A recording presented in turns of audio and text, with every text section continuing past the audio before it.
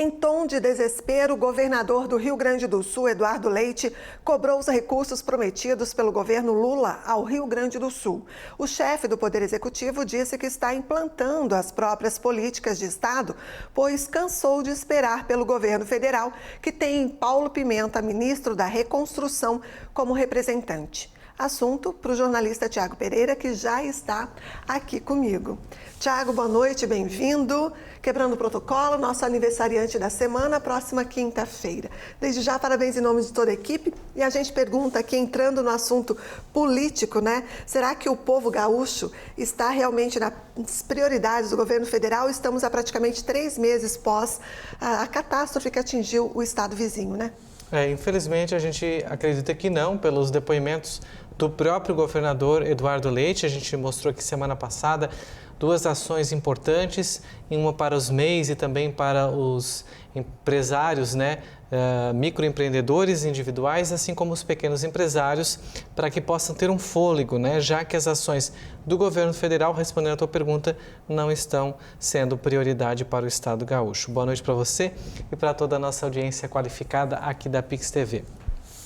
Um estado devastado, melhor dizendo, um estado destruído, um estado abandonado.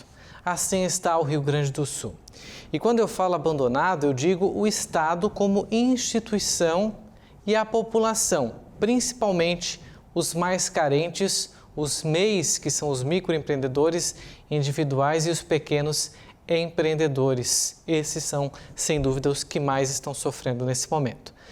As grandes empreiteiras, como contratos com o DENIT, por exemplo, essas estão com os recursos em dia.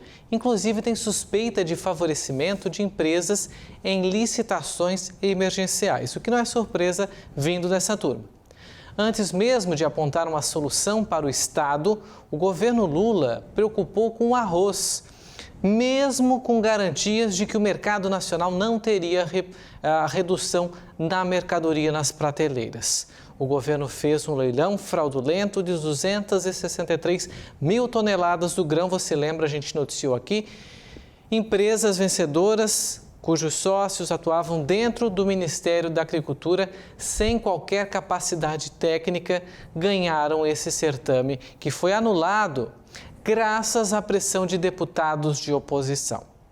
E assim caminha a gestão da paz e do amor, que prometeu transparência e agora coloca em sigilo de 100 anos reuniões obscuras de um dos seus secretários, como eu falei aqui, envolvendo os famosos irmãos batistas da JBS, agora JIF.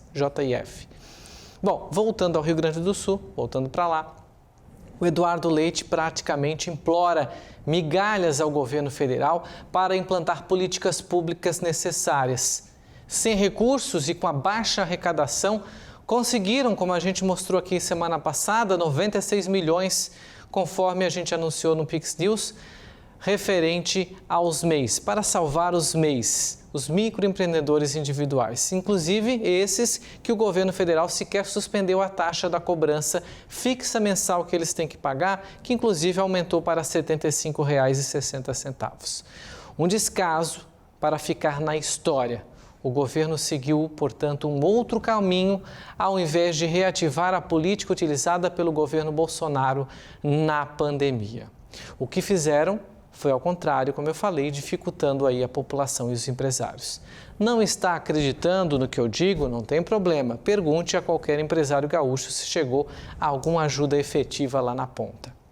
Enquanto isso, na última semana, o governo Lula distribuiu 4 bilhões de reais em emendas aos deputados e gastou aí nesses pouco mais de 2 anos de governo 700 milhões de reais em viagens internacionais. E sabe quanto foi enviado aos estados, aos municípios gaúchos afetados? 600 milhões de reais. É uma conta na balança que não fecha. Portanto, mais uma vez respondendo à sua pergunta, Andréa, a prioridade não está aí, infelizmente. Em vez de reativar uma política que deu certo, só para não dar o prazer de dizer que foi implantada por Bolsonaro, e reativar agora uma política de manter o emprego, ajudar os microempresários, a manterem os seus funcionários na ponta. Muitas empresas não têm essa condição, esse fôlego financeiro. Eles preferiram deixar o povo à míngua do que reativar uma política que deu certo durante a pandemia, e está aí a história para provar.